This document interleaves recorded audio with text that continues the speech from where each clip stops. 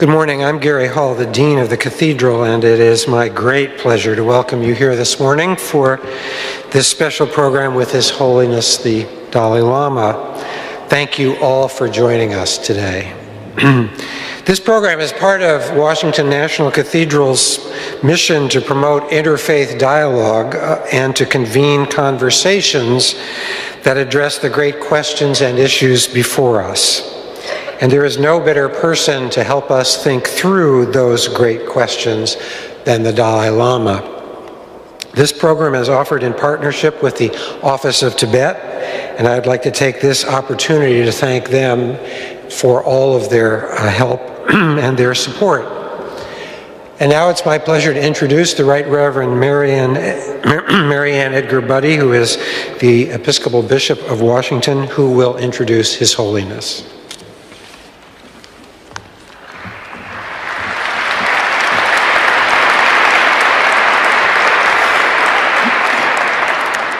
Good morning. It is my privilege to introduce and welcome His Holiness the Dalai Lama to this cathedral. This is the fourth time we have been honored with his presence here. The last time was in 2003 for a commemoration of 9/11, and we are so pleased to welcome him back. Tenzin Gyatso, His Holiness the 14th Dalai Lama, is the spiritual and temporal leader of the Tibetan people. He was born in 1935 to a peasant family in a small village in northeastern Tibet. At the age of 2, His Holiness was recognized in accordance with Tibetan tradition as the reincarnation of his predecessor, the 13th Dalai Lama. His Holiness is an incarnation of Avalokiteshvara, the Buddha of compassion. In addition to many honorary doctorates and awards, His Holiness is the recipient of the 2012 Templeton Prize for his engagement with religion and science. This morning, he will offer a talk entitled Beyond Religion, Ethics for the Whole World. Please join me in welcoming His Holiness the Dalai Lama.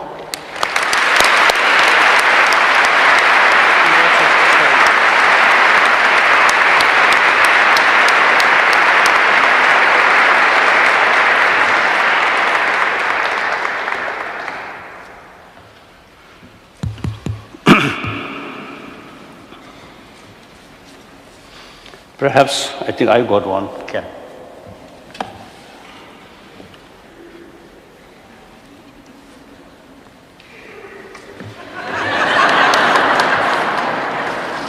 Thank you.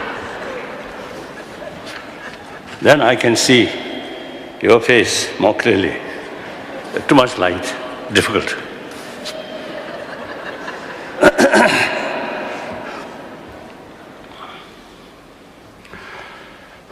Respected spiritual brothers, elder brothers and sisters, and then rest brothers, sisters.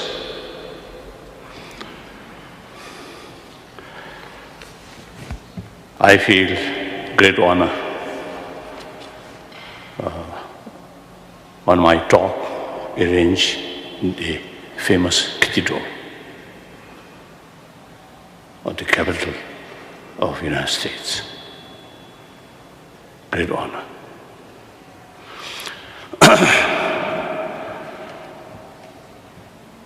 Now, we are the 21st century.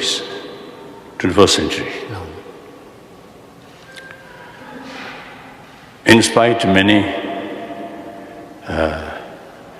sort of development, mainly in technology, and also I think economy, health, in many fields, and also I think the religious harmony also, I think generally speaking,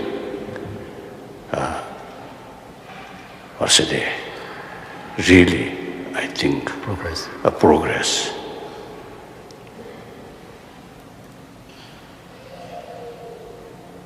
And I think generally people everywhere desire for peace very strong.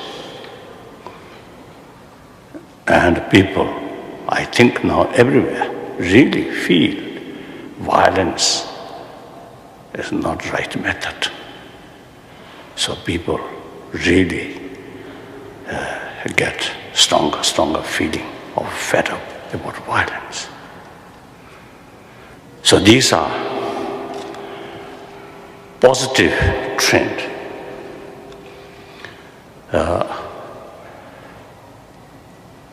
So because of that reality, now we really need further constant effort to create happier humanity, happier century. We should not neglect like previous century of bloodshed, century of violence. That kind of century should not repeat. Continue. So firstly, I want to touch my so one commitment. Another commitment is promotion of religious harmony. Since I think 40 years, I think, as a Buddhist monk, and stay in India.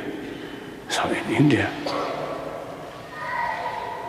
I think in modern India, almost whole world major religious tradition live there.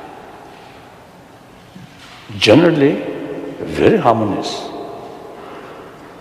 Recently I met one Romanian. He carries some research work about religious harmony in India. So he told me he visited one Muslim village, according to India's sort of size. The village means at least I think a few thousand population. So he found in that Muslim village only three Hindu families, no fear, completely safe. Then also the Zoroastrian, Parsi, from Iran. Ancient time, from Iran. They come, they settle, mainly in one big city, Bombay. Population less than 100,000, but no fear, no persecution there. Persecution. Like that. So then, yes, religious harmony is very possible. One big country, over 1,000 years, religious harmony there. In intellectual level, of course, discussions or debate, sometimes heated debate, but respect each other. So therefore, since one ancient nation, and also now today, I think most populated democratic country, India. And India, not easy, complicated country. However, this is religious harmony, there, very possible. So therefore, I fully committed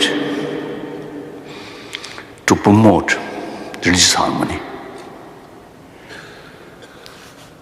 Genuine harmony must come from heart, not just a few moments, happy meeting, big smile, exchange some few nice words. Not that way. From whole, deep the heart, admire the different religious tradition and appreciation and awareness. Humanity need these different major religious tradition. Then often in the philosophical field we find big differences.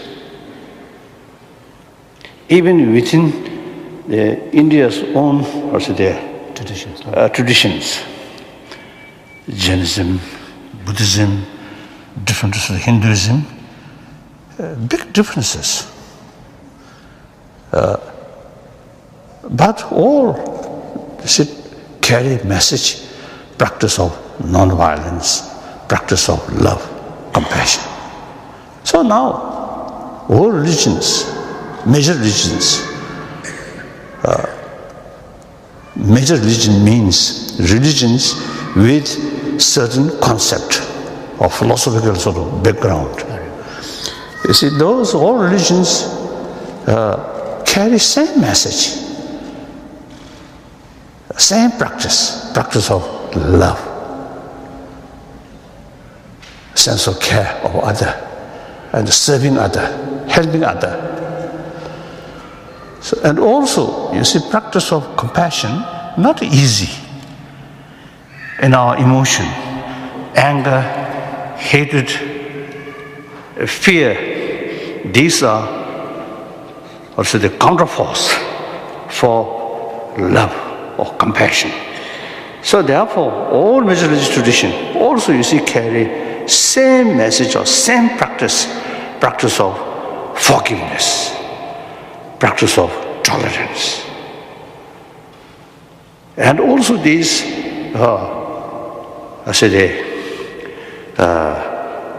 anger, hatred, very much related with self-centered attitude.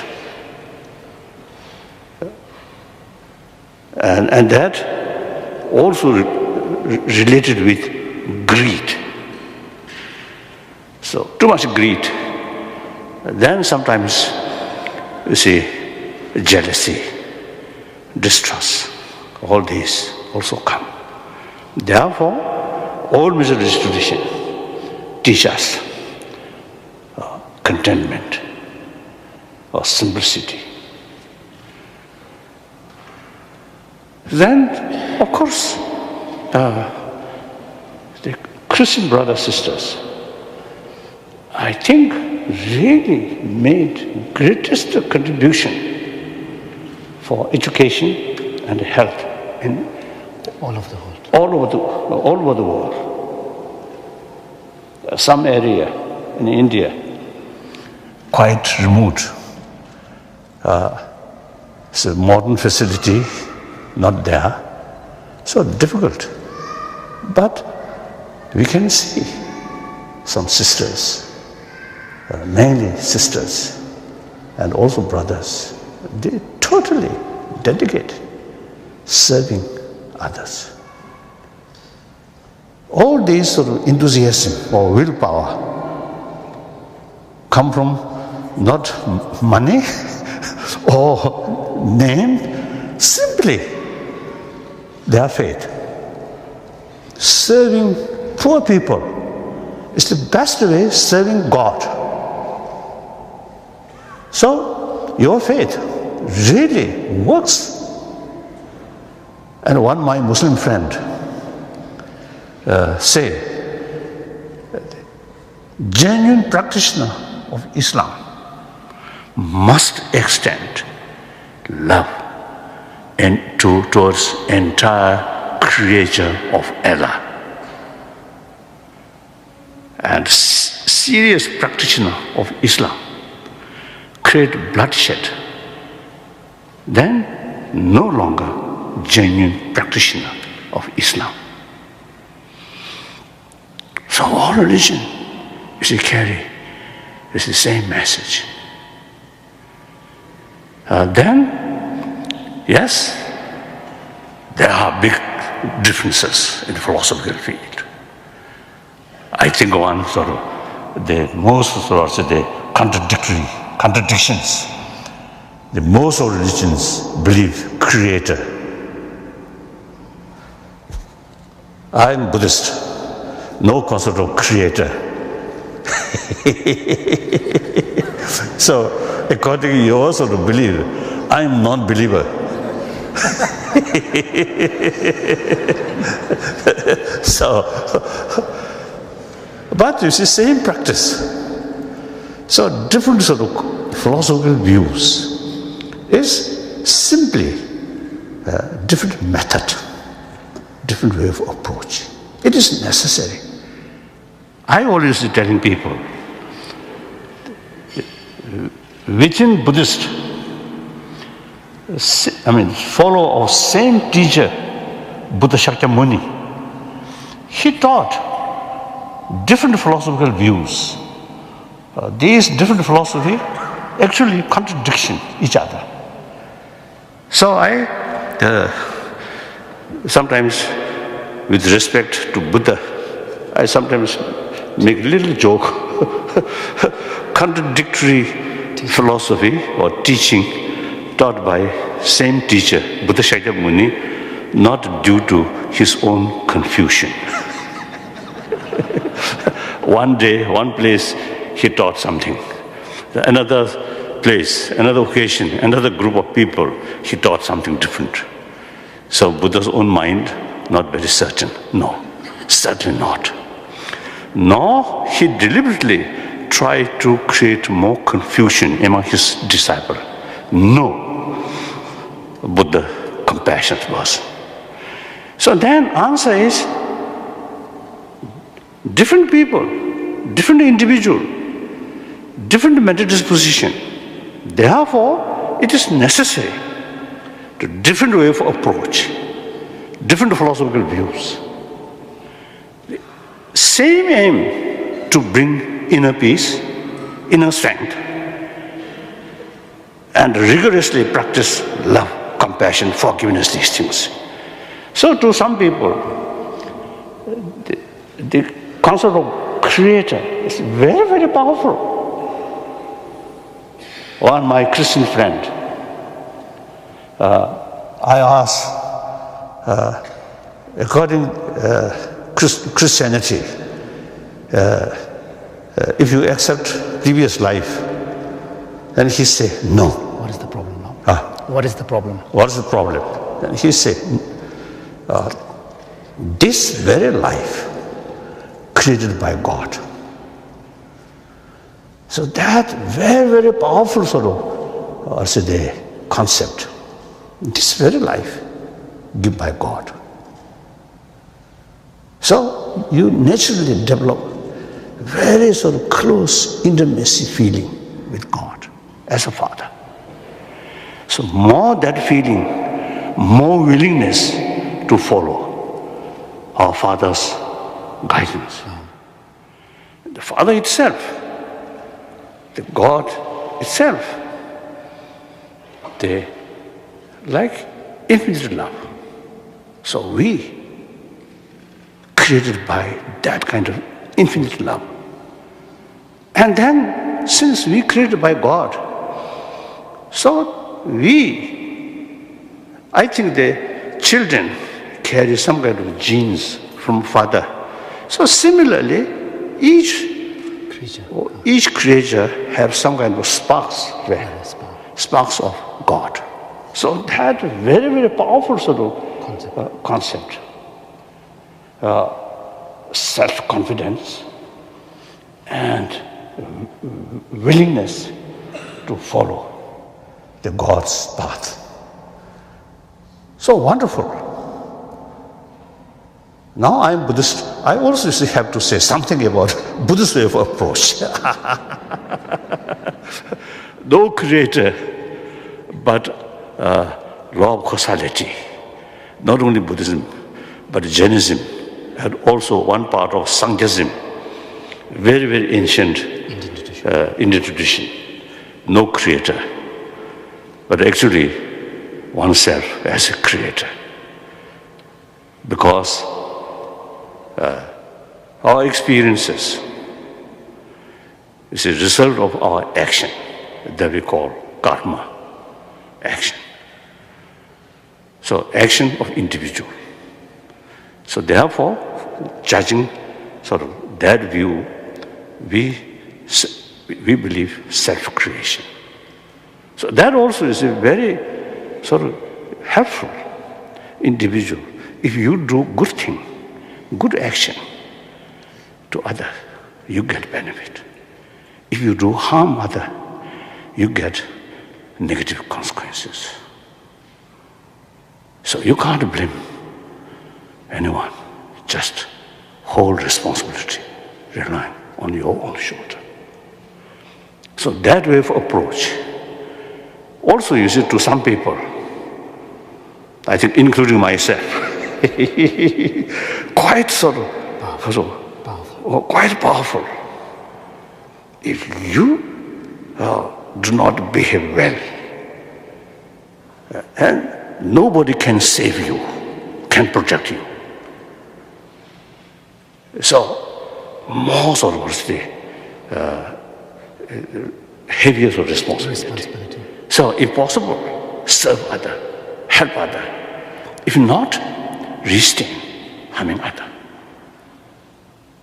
So that's our main practice.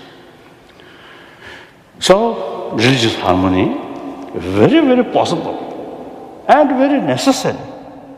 Nowadays, in the name of different religions, it's a killing. Even Buddhist now in Burma, some Buddhist harming some Muslim. Very sad. Then Christian, Muslim, within Christian. I have been a few times in Northern Ireland. Catholics, Protestant, you see, consider each other almost like enemy. The other, almost non-believer, they consider that kind of thing. So we really need constant effort to promote religious harmony on the basis of mutual understanding, mutual respect, mutual admiration, and realize 7 billion human beings need variety of method to promote love, compassion. Now my main commitment, that's promotion of human value. Now this title, Beyond Religion. Beyond Religion. So this I must just make some explanation. This title, not I recommended, but the publisher made that. So when I saw, you see that book, my book, I felt, it may create some misunderstanding. Beyond religion means or something above religion. No. What I'm explaining is actually basis of all major religions. So beyond here means religions, no matter how wonderful, will not cover entire humanity. Now today, according to some sort of statistics, they say out of 7 billion, 1 billion human beings are non-believer. So we cannot exclude these people. These also human beings. They also deserve our love, our sense of care. So, and then, frankly speaking, I often used telling, just coming here, also I mentioned to my two sisters, brothers, I mentioned, even among believers, there are some mischievous believers also there. So this shows they believe something, but in deep inside, lack of conviction about moral ethics. So they carry religion like more ceremonial way, or worst thing, religion also use instrument for exploitation, including some Tibetan lamas also exploiting in the name of Buddhist religion. So therefore, we really need effort to promote moral ethics, not through ceremony or few teaching, rituals, but through systematic way to educate. Moral ethics is really very, very important for happy life, individual level, family level, community level, or national level, or global level. That we can teach. As a result of a meeting or discussion with number of scientists now, nearly 30 years. Now, number of now medical scientists, now they say, calm mind, peaceful mind, very, very important for good health. So usually we say, healthy mind is very important for healthy body. Some scientists say, constant fear, anger, hatred, actually eating our immune system. So we can educate people. Usually I call hygiene of emotion. Hygiene of physical include our in education curriculum. Now hygiene of emotion should add. So very healthy body, but mentally too much worry, too much stress. I think among the audience, perhaps some people, short moment, feel peace, happy. But as soon as you reach your own home, lot of stress, I think. So these things, see, too much stress, blood pressure increase, and you also lose your sleep or digestion, like that. So therefore, they just tranquilizer or alcohol or some sort of picnic, few moments or even few weeks, go different places. It's something like painkiller. The problem is still there. So we need the fundamental level to counter fear, anger, hatred. We all equip that because we all come from our mother. Biologically, we equipped sense of affection because we grown up at least few years entirely depend on mother, mainly mother, and also someone else. You see, we received tremendous sort of affection from mother. So those children who received maximum affection in early life, deep inside, much peaceful, much calm. Those individuals who received lacking that kind of affection or grown up with fear, I think deep inside, some kind of sense of insecurity. And that automatically creates fear, distrust. So we are a social animal. We need certain mental level, certain sort of element to bring together. That's affection, not anger, not jealousy, not hatred. So those persons, this is who in deep inside fear, then very difficult to develop trust. Other. Without trust, how can develop friendship? So we need friendship. Even animal, those social animals, biologically, they equipped sense of community, helping each other. So we, social animal, biologically, we equip that. Now, the thing is, we should not take for granted these things, these values. At the very early life, these things are very alive. But when we grown up, the whole environment, more materialistic sort of life, and materialistic culture. Then most important, existing education system oriented about material values. Not much talk about these inner value.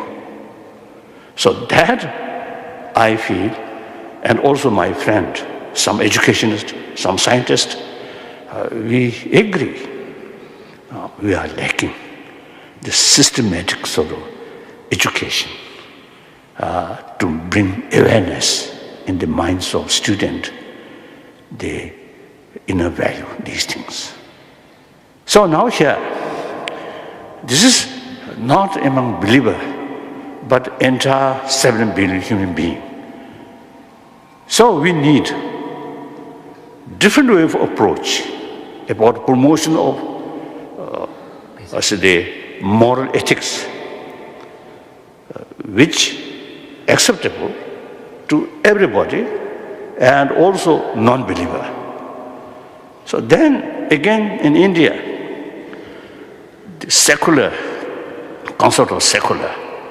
In the West, my friend, some Muslims, some Christians, they have some reservation.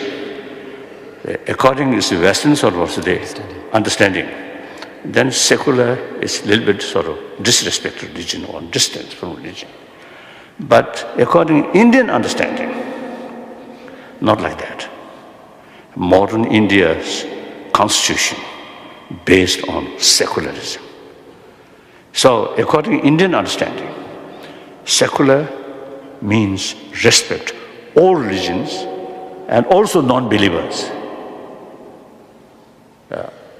So that now we fully committed to promote inner value through secular way of approach. So now in education, now some of my friends already committed and also is experimenting. So some sort of also the education curriculum about this inner value.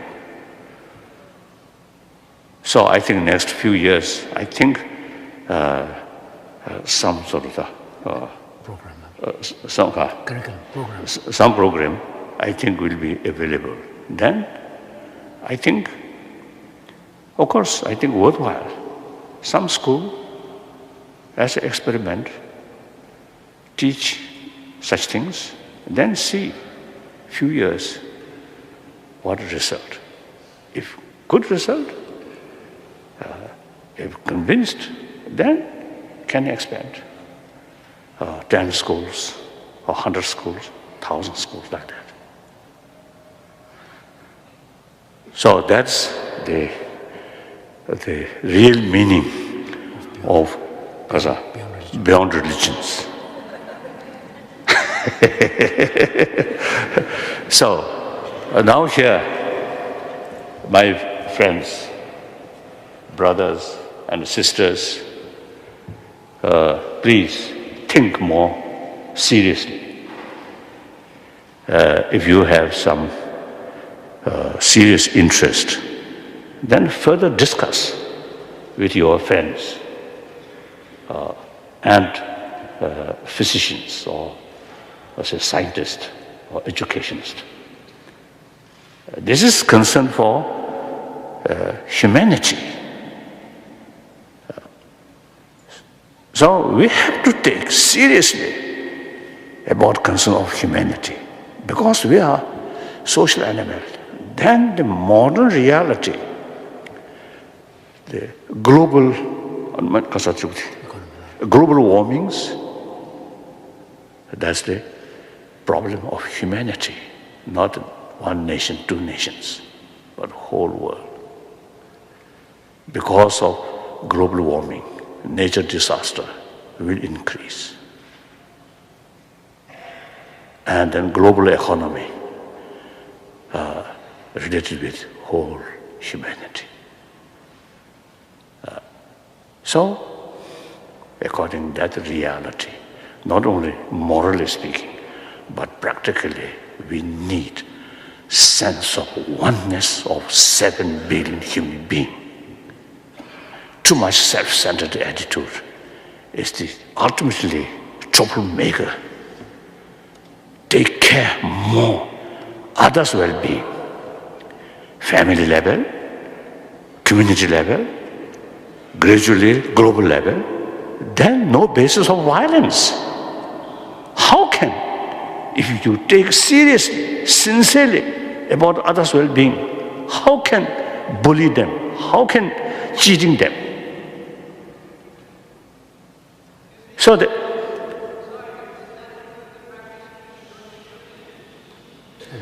yes, you see, that is, I myself follower of that asota, worship that spirit in, I think, at least 2-3 decades. Then I notice.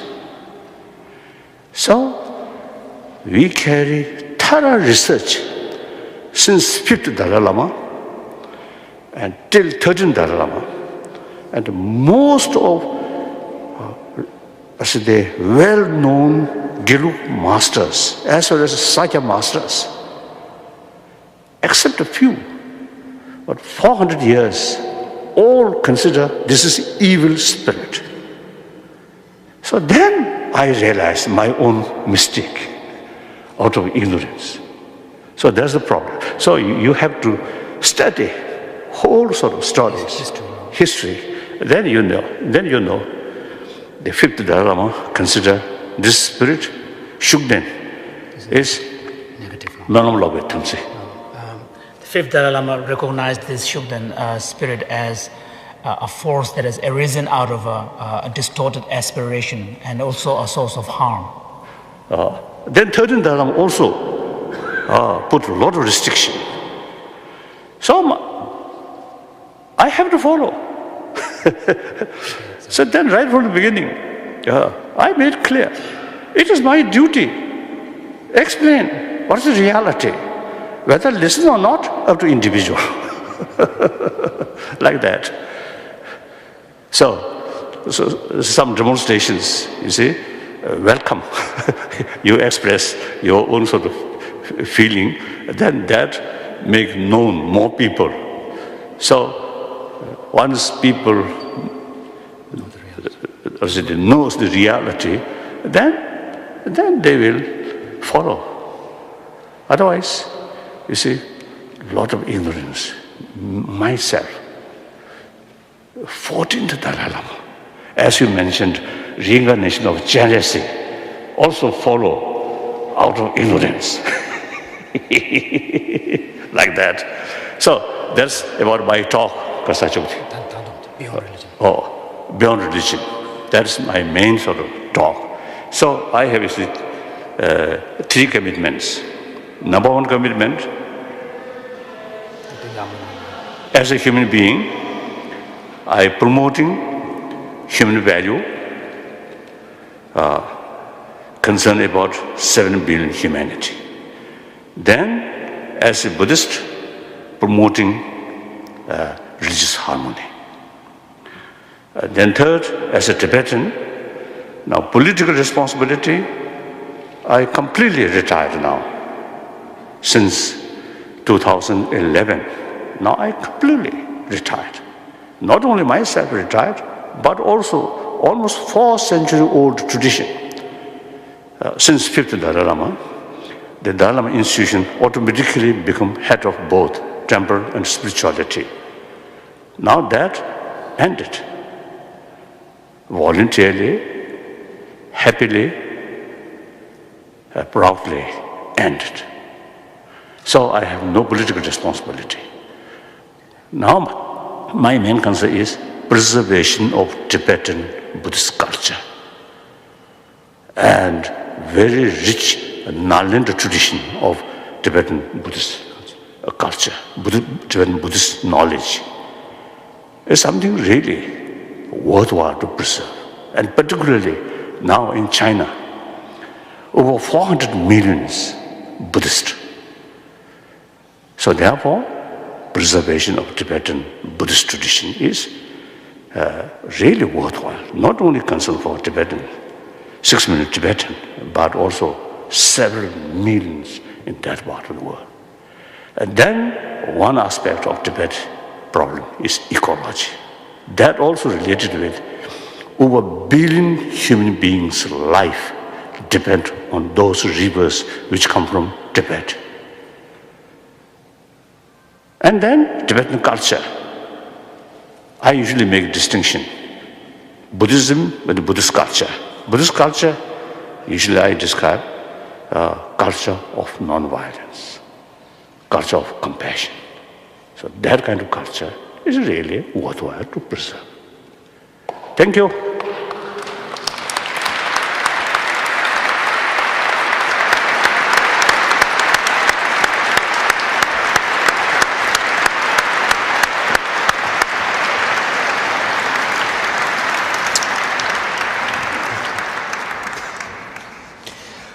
Now I'm going to engage in a little bit of conversation with His Holiness, and after that, Bishop Buddy is going to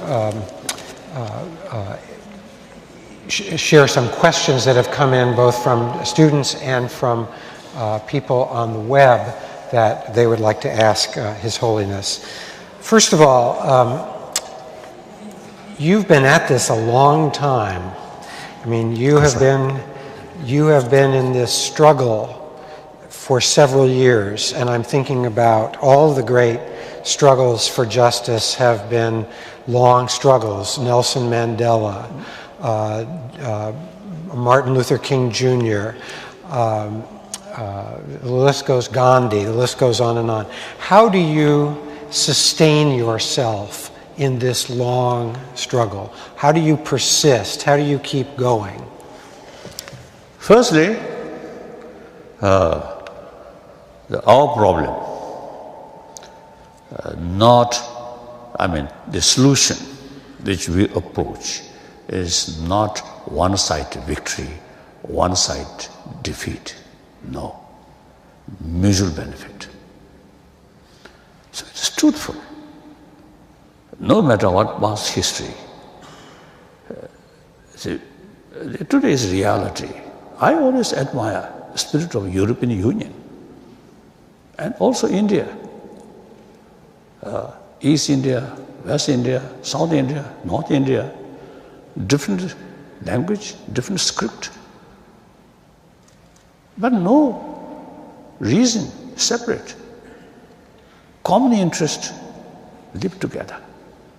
So I always said, look, we very much willing remain within the People's Republic of China. Provided, since we have our own unique cultural heritage of these things, and also environment quite delicate. Therefore, we should have meaningful self-rule or autonomy. So, it's really, morally speaking, it's really, I'm truthful, honest. So, number of Chinese, government level something different, but Chinese, I think, number of Chinese fully support and showing solidarity with us. So our goal is something, a good thing for everybody, and our method also is sincerely, fully committed non-violence, then mutually agreeable solution. Therefore, some setbacks, that's okay. I usually say telling our struggle is something like struggle, power of tooth and power of gun. Long run, I believe, power of tooth is more stronger. So that's the real. And also, you see, as a Buddhist monk, Buddhist practitioner, you see, pray to entire sentient being, and then particularly entire sort of humanity, and then including our own problem.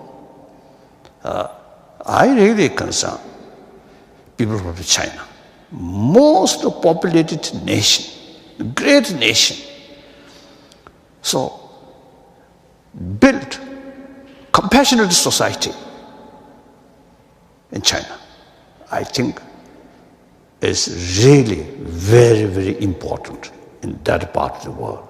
And because of sheer population, and economically also now becoming important.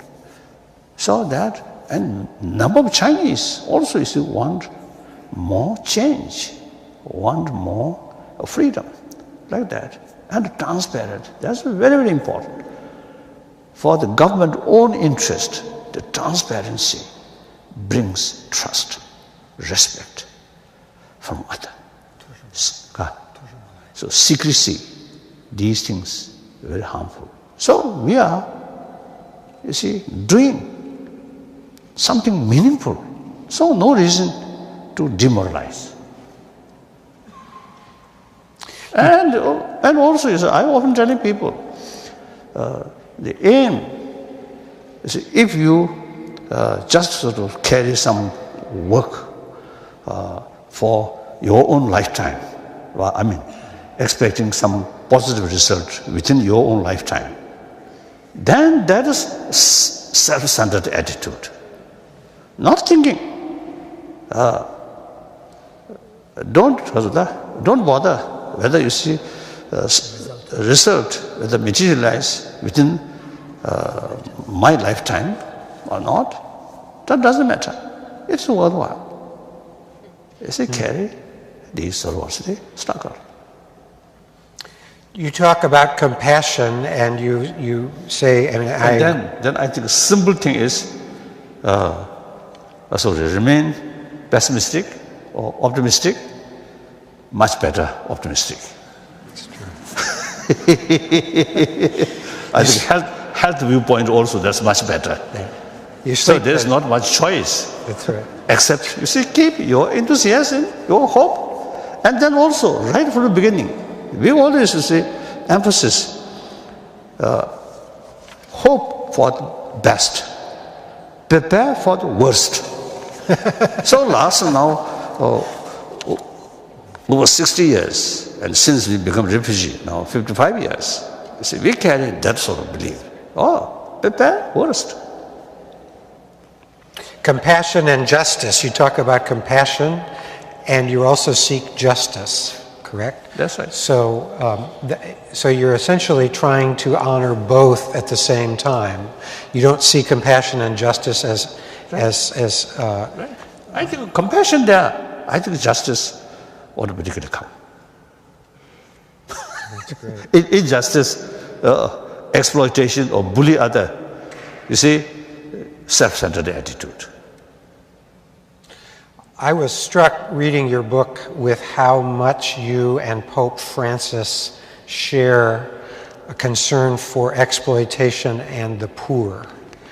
Have you thought about, as the new Pope has emerged, have you thought about the ways in which your teaching is very similar? Oh yes, right from the beginning. Although I didn't met, I think in Argentina maybe, but I can't remember. But since he became Pope, see, some of his expression and his sort of practice, action, really wonderful, very realistic. And then previous Pope, the German Pope, of course that previous the Polish Pope, all these wonderful spiritual leaders. The German Pope, you see, emphasis, reasons, and faith must go together. I think wonderful. So some people have the view, science and spirituality or faith, something in conflict. Conflict. No. Faith related with inner value, inner peace. Science related with physical comfort. No problem. We need both. You received the Templeton Prize, which is about the relation of science and religion, and you write a lot about science. How has science informed your understanding of what it means to be human? You were talking about we have God's DNA in us earlier. Has science influenced your religious belief at all? Sure.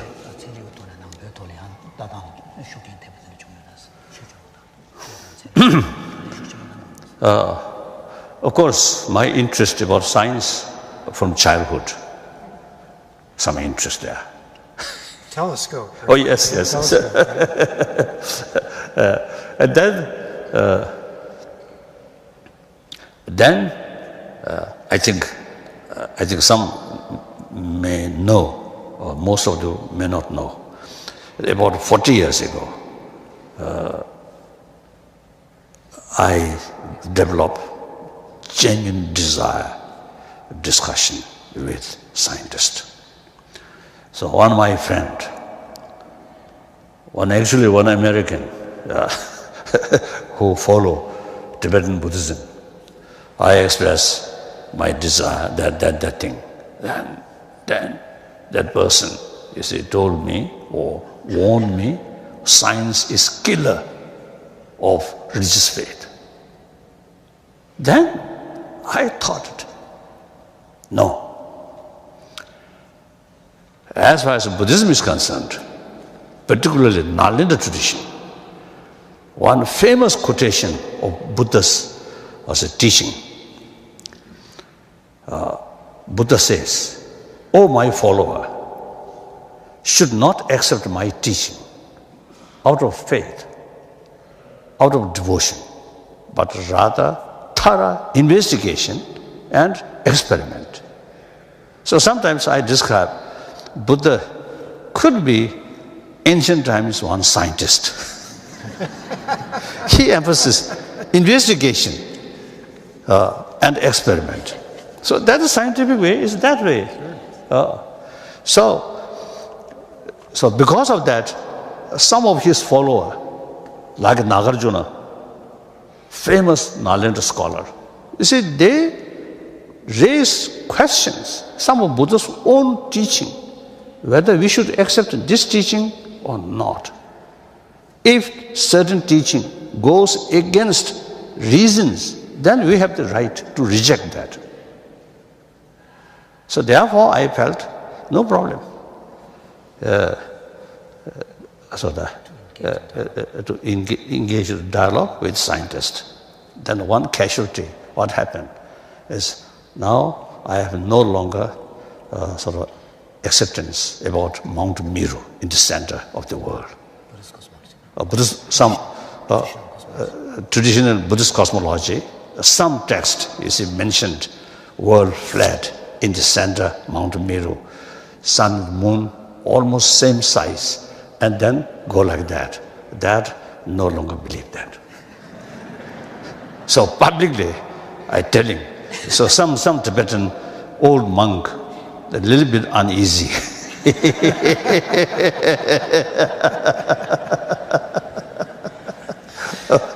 I have one more question, and then I'll turn it over to the bishop.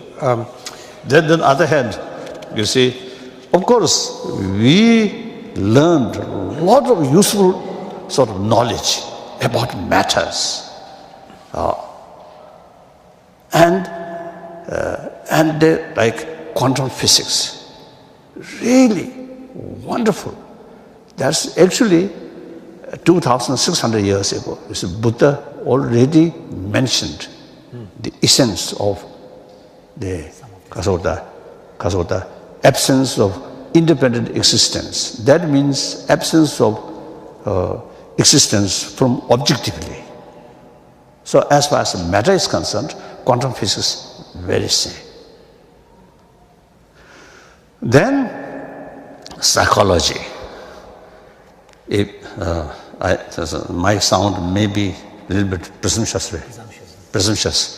The Western psychology, the knowledge about mind, compare ancient Indian knowledge about mind or emotions. The Western knowledge is like kindergarten level.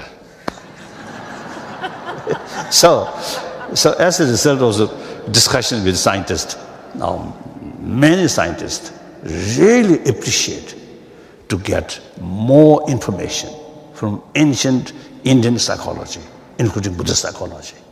So you see, the meeting with scientists really mutual benefit, really helpful. So later, you see, those old monks who have some reservation at the early period, now they agree, fully support me.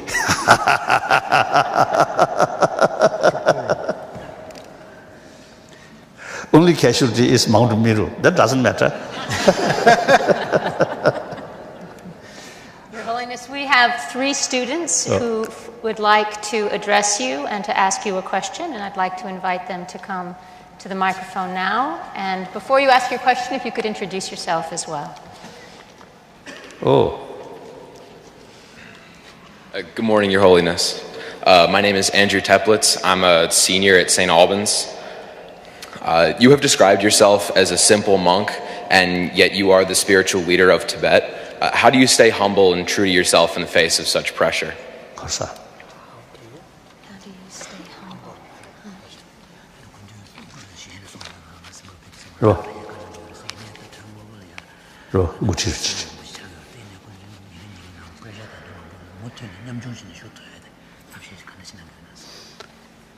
I always look when I meet people, other, including king, queen, or president. I always look human level. A human level appears very nice, very compassionate. Then I develop respect. If that level, not that much. Then secondary level, high position. Then of course I have to respect, but here not much feeling. So I always look human level. That's why I always see concern or talk 7 billion human beings, regardless believer or non-believer, or what position. This is secondary level. Our problem, we are too much emphasis about the secondary level of differences. If we go to fundamental level, then no basis quarrel.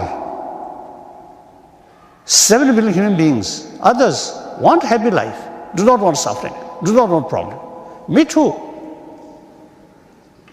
So the other day, some questioners, you see, asked me humbleness, humility, and sort of tough sort of decision.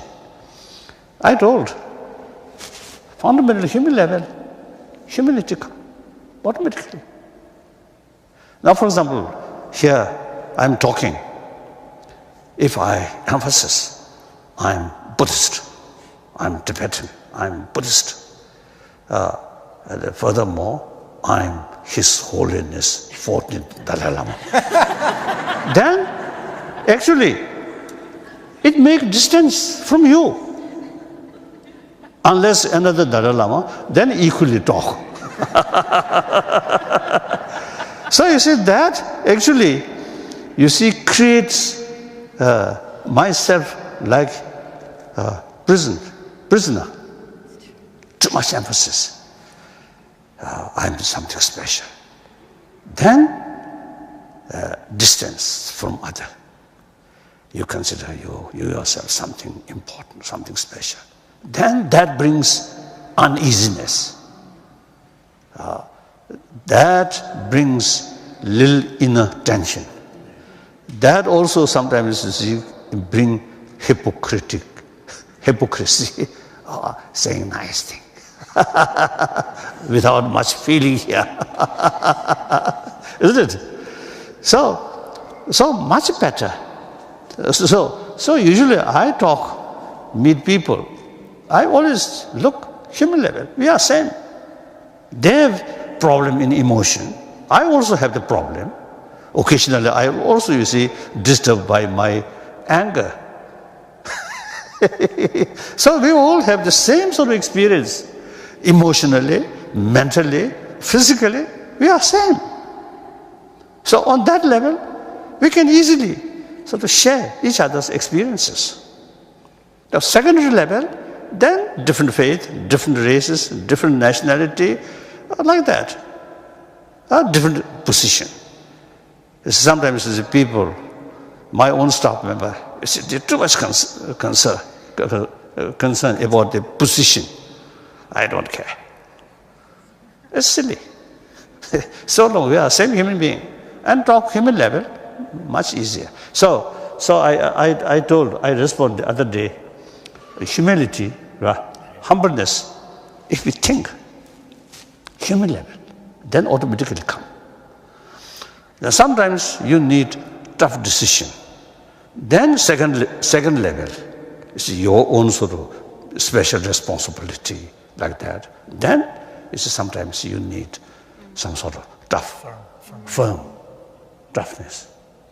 Okay, that also must be motivated, sincere concern of humanity. That's very, very important. Yes. Thank you, Your Holy. Thank you. Thank you. How old are you? May I know? I'm 18 years old. Kasa? 18. Very good. So long future. Yes. Good morning, Your Holiness. My name is Kate Smart. I go to National Cathedral School. Last week, you met with President Obama and infuriated the Chinese government in the process. Why do you think one of the world's strongest and most powerful governments is so upset by your work? Kasa.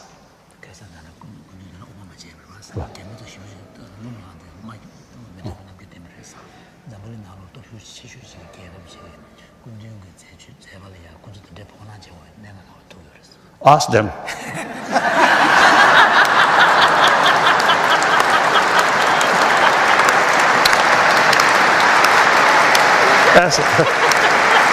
As I mentioned earlier, we really love Chinese people, admire Chinese people. Chinese people, hardworking, realistic, very efficient people. So their system, now I think really harmful to develop Chinese individual creativity freely. That is sad. So sometimes we criticize some of their, and I often telling people, mainly it's the Chinese audience, I tell them, 1.3 billion Chinese people have every right to know the reality. Once 1.3 billion people knows the reality, they also have the ability to judge what is right, what is wrong. And then censorship cannot carry outside the world, only within China. So actually censorship is fooling their own people. I think disrespect. I really feel that. But then one important thing is that I often used to criticize. Then Chinese judiciary system must uplift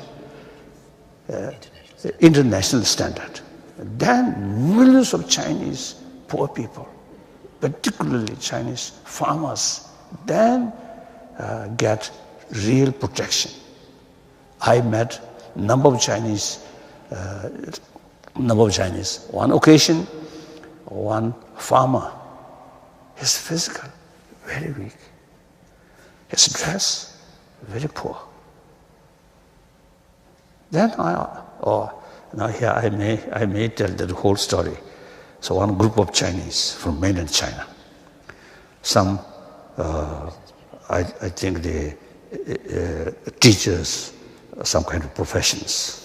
Their dress also very good. Then that farmer sit there.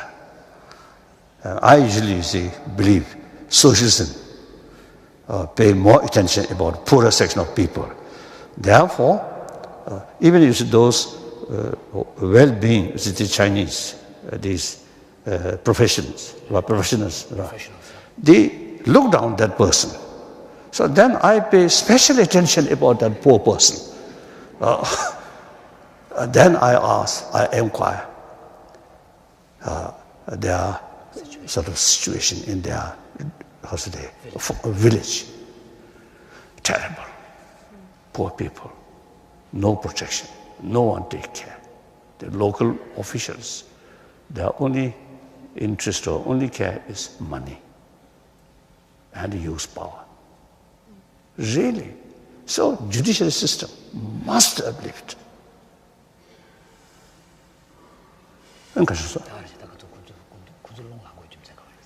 Oh, like that. So one time, I think in 80s, one of my friend, Jonathan Muskie, now he become very old. Last year I met him. A journalist who speaks Chinese also. So I think in early 80s, you see, he asked me, why is the Chinese government, you see, always criticize you? Then I respond him, I'm not acting like yes minister. Whatever they say, yes sir, yes sir, yes sir. I'm not doing that. So therefore, you see, they got angry. I told him, he laughed like that. Yes, thank you. Thank you. Your age? I'm 17. 17, oh, other 18, 17. Now next one. Thank you. Good morning, Your Holiness. My name is Rachel Seidel, and I'm a sophomore at St. Andrew's Episcopal School. How would you describe the timeline of your faith? Were there difficult times that inspired you, good times that led you down the road for justice, or times that helped you remember why you do what you do and believe what you believe? What's that?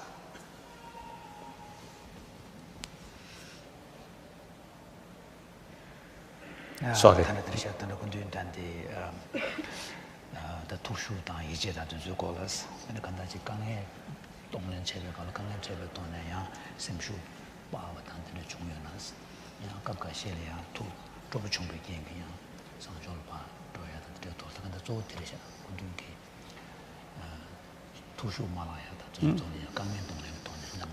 That I already, I think, touched.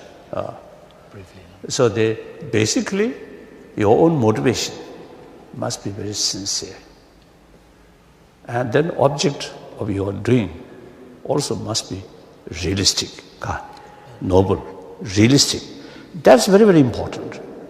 Sometimes our desire, our hope, unrealistic sort of goal, right?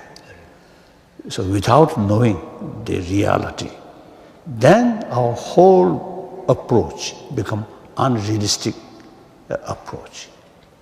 Any unrealistic, no matter what sincere motivation or goal, unrealistic method bring difficulties or disaster. So our approach must be realistic. So for that, objectively investigate what you want, can achieve or not. Thoroughly investigate. If you too much sort of your desire put in it, then you can't see the reality. For example, one of my sort of friend was one scientist, American scientist, Arun Beck. Years his study, investigation, he found when we develop anger, the object which we feel angry appears very negative, but actually 90% of that negativeness is your own mental projection. He's a scientist. Buddhist literature also same way. Anger, disattachment, all these destructive emotion comes. Kasoda, you can't see the reality. Very much impose your own wish. So that's, as a Buddhist sort of, I'd say, Kasoda, a student of Nalanda tradition. You see, we always, emphasis, thorough investigation, whether can achieve or not. So that, very, very helpful. So, much less disappoint, because right from the beginning, your approach is more realistic.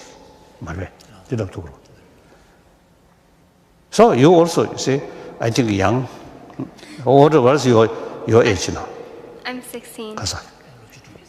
Oh, 16, 17, 18. Who arranged that?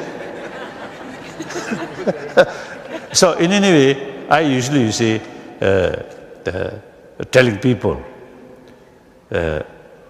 generation of 20th century, we all belongs to that generation. Now you, three of you, generation of 21st century. So 20th century already gone. We can't change that. Only we can experience, learn from experience. Now 21st century, now 14 years, now 30 years passed, now beginning of 80, beginning of 86, not 86. Okay. Just the beginning of 21st century. So, future yet to come. And also future unpredictable. But as far as human behavior is concerned, if we use our intelligence properly and use our warm-heartedness also, much depend on intelligence. As I briefly mentioned, the biological factor of compassion from the beginning there. So gradually, when real life starts and attend school, then not much talk about these inner value. So the education now become very important to maintenance about these basic human values. Then further, our biological factor of affection is limited. Only your own friend. And much depend on their attitude. Now through education, not then talking about humanity, 7 billion human beings, and also other animals, through knowledge, through awareness, then we can extend our love, compassion, no matter what their attitude. So our love, compassion can extend towards entire sentient being, and including your enemy. So now here you have to make distinction. As far as the enemy, as a human being, deserve love. We should keep our compassion. As far as their wrongdoing, unjust action is concerned, we have to take counter measure. So make a distinction, actor and action. Actor is concerned, they also, according to theistic religion, they also a creature of God. So they are wrongdoing, they are harmful action, not created by God, but out of because of free will. Then these things happen. So we need countermeasure like that. So that easily, you see, we can we can think one's own mistake when we do confession. Confession. At that moment, you make distinction. Your past wrongdoing, you now realize wrong. So confess. So in order to protect or save yourself. So here, when we have the sort of ability, distinction, wrong action and actor. So similarly, look, your enemy, their action is concerned, appropriate sort of counter sort of action. Necessary. Out of sense of concern of their well-being. If led continuously, their wrongdoing, they will spoil. Clear? So like that. So like a doctor, you see, according to their sort of physical condition, they put some restrictions, isn't it? That actually helping patient, isn't it? So you, the generation of 21st century, now you have the ability or opportunity to create this century, happier century. Happier century, not in the sense of just money or power or weapon. Compassion here. Even poor family, full of compassion, that family feel very happy. A family very rich, very powerful, lacking compassion, and that home, not necessarily very happy human family.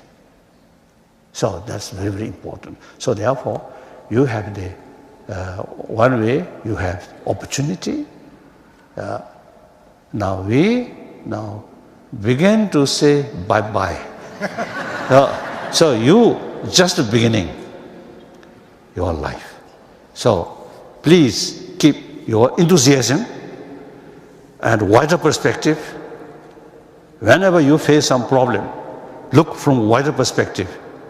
Then you can keep your inner strength.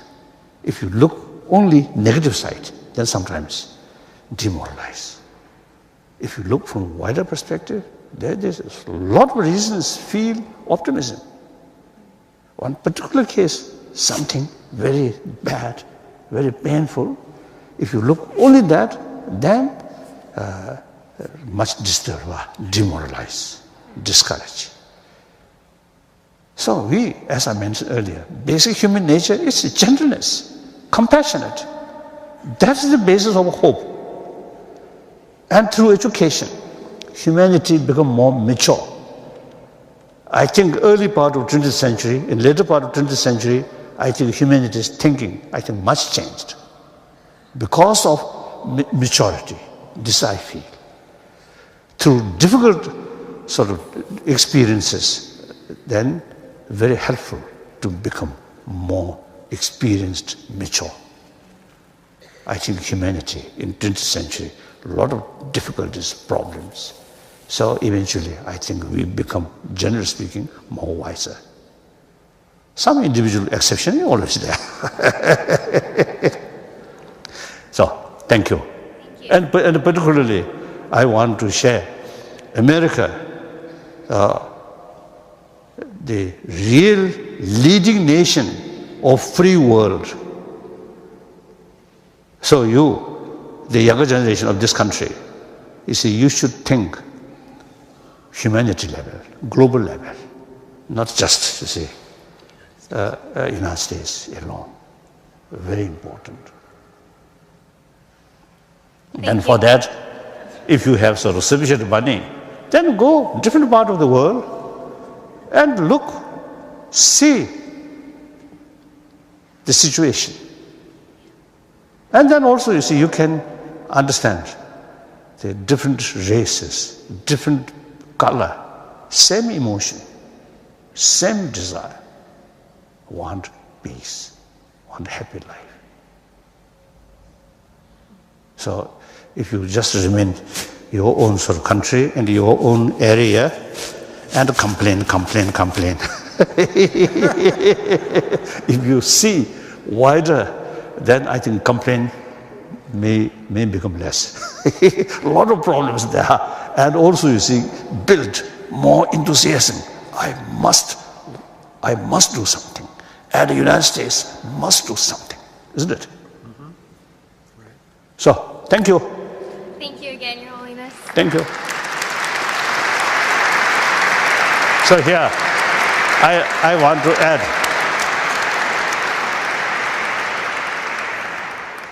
You see, one sentence I want to add.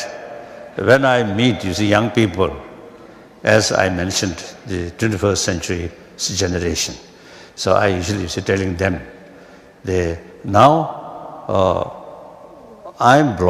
belong to the 20th century, so therefore, your sort of good result from your effort, we may not see. So I usually see half joke. We might be in heaven or hell. Even hell, I get some permission 1 week or 2 weeks visit world, what they are doing. I'll join you. Oh yes, very good. I'm with you. Thank you. Thank you very much.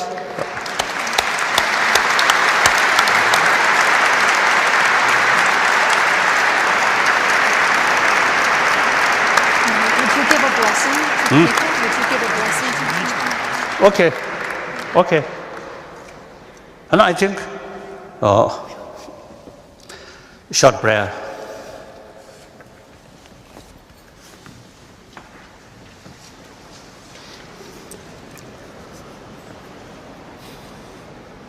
창조 선조는 뭐지? 마계반함 계교시 개원냐바 매바냐 권내 권도 배워라 쇼. 담바지는 감소 점마다 담바니 신도 사와도 뜻이 푸는 신도 담바에 담바유는 내배 뜻이쇼. 지선한 건 내봐도 좋아지지 내줘. 뜻이 나는 내주는 저의 동네 사와라 쇼. I think short translation. His Holiness offered 3 prayers. The first one reads in the following. May the precious mind of altruism may it grow where it's not been, where it has not taken birth, and where it has, may it ever increase more. And the second one was, may the world see great auspiciousness and prosperity of the coming of great spiritual teachers. May all the spiritual practitioners live in harmony and mutual respect. And may the great spiritual traditions remain alive for long. And then the third prayer is, as long as space remains, as long as sentient beings remain, until then may I too remain and help dispel the misery of the world. Is that last sentence? I always recite that. That really gives me inner strength. So, although brothers, sisters, you see, no concept of previous life, but future life, you happily remain in heaven. You also no end. So very good. If you go hell, then endlessly remain there. Oh, quite difficult. Otherwise, you see, we can, this lifetime, you see, as a spiritual brothers, sisters, I think, as a Buddhist, endless next lives. You also in heaven, can look remaining other sort of world. Okay, isn't it? So, Yes. so this prayer, I think, can be common. Yes. Absolutely. Thank you. Thank you. Thank you. That's all. Now finish. Lama to this cathedral. This is the fourth time we have been honored with his presence here. The last time was in 2003 for a commemoration of 9/11, and we are so pleased to welcome him back. Tenzin Gyatso, His Holiness the 14th Dalai Lama, is the spiritual and temporal leader of the Tibetan people. He was born in 1935 to a peasant family in a small village in northeastern Tibet. At the age of 2, His Holiness was recognized in accordance with Tibetan tradition as the reincarnation of his predecessor, the 13th Dalai Lama. His Holiness is an incarnation of Avalokiteshvara, the Buddha of compassion. In addition to many honorary doctorates and awards, His Holiness is the recipient of the 2012 Templeton Prize for his engagement with religion and science.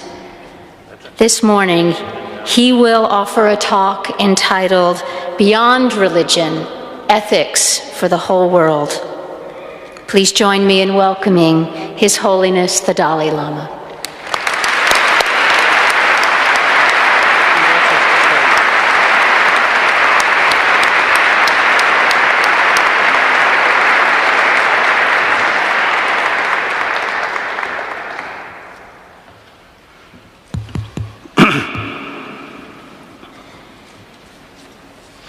Perhaps, I think I got one. Ken.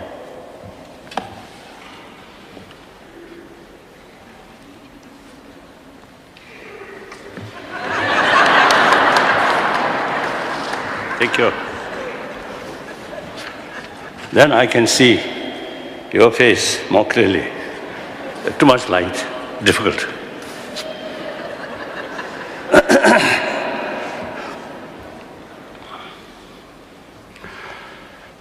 Respected.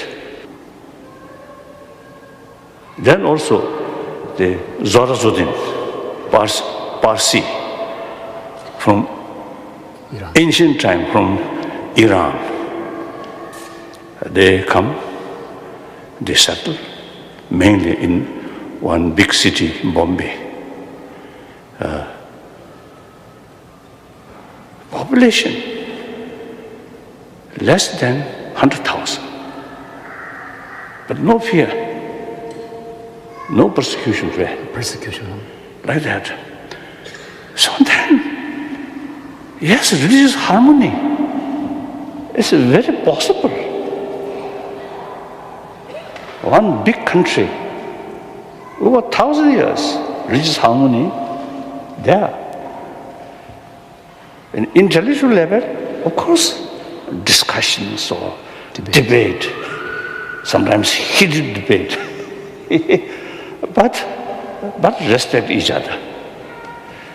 So therefore, since one ancient nation, and also now today, I think most populated democratic country, India.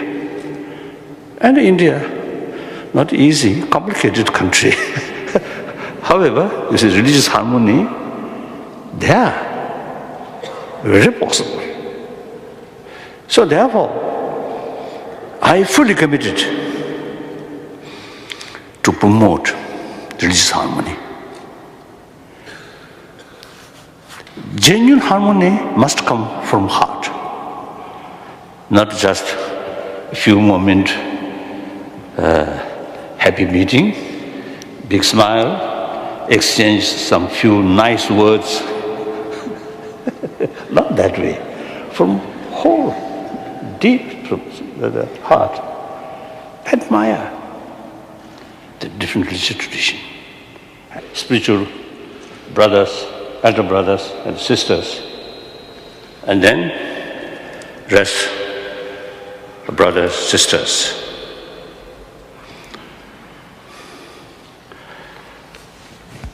I feel great honor on my talk arranged in the famous cathedral of the capital of the United States. Great honor.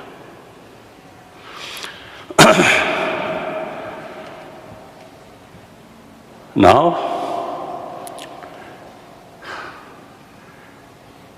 we are the 21st century. In spite of many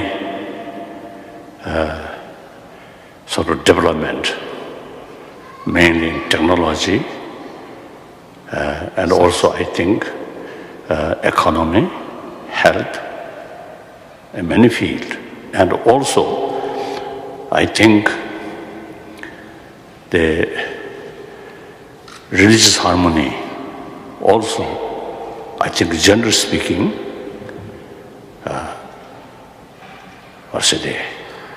really, I think, a progress.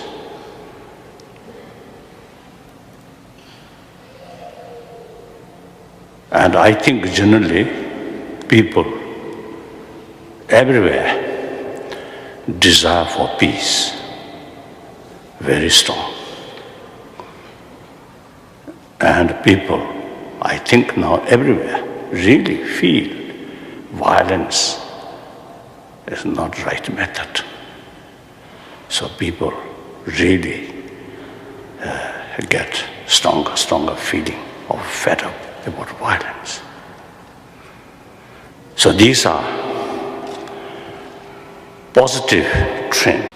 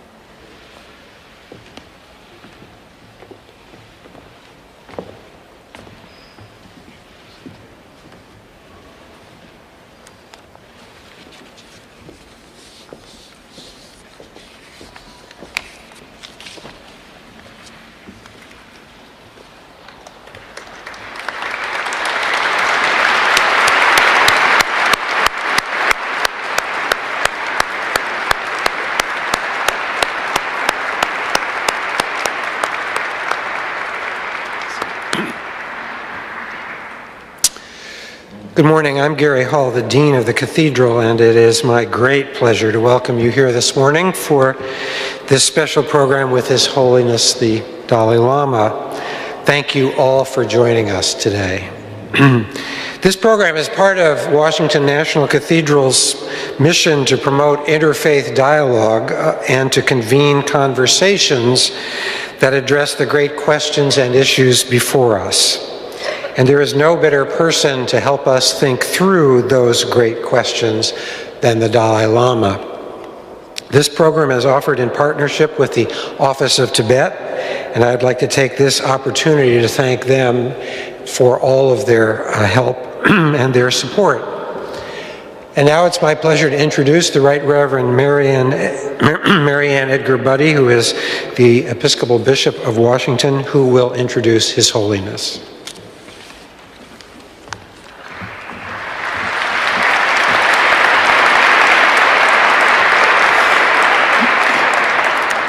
Good morning. It is my privilege to introduce and welcome His Holiness the Dalai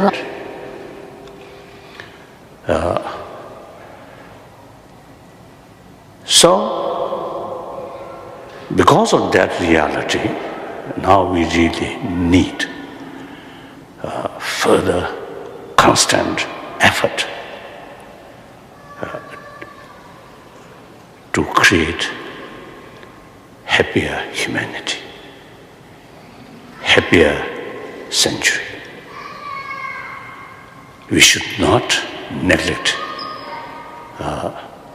like previous century of bloodshed, century of violence. That kind of century should not repeat. Continue. So firstly, I want to touch my so one commitment. Another commitment is promotion of religious harmony. Since I think 40 years, I think, as a Buddhist monk, and stay in India. So in India,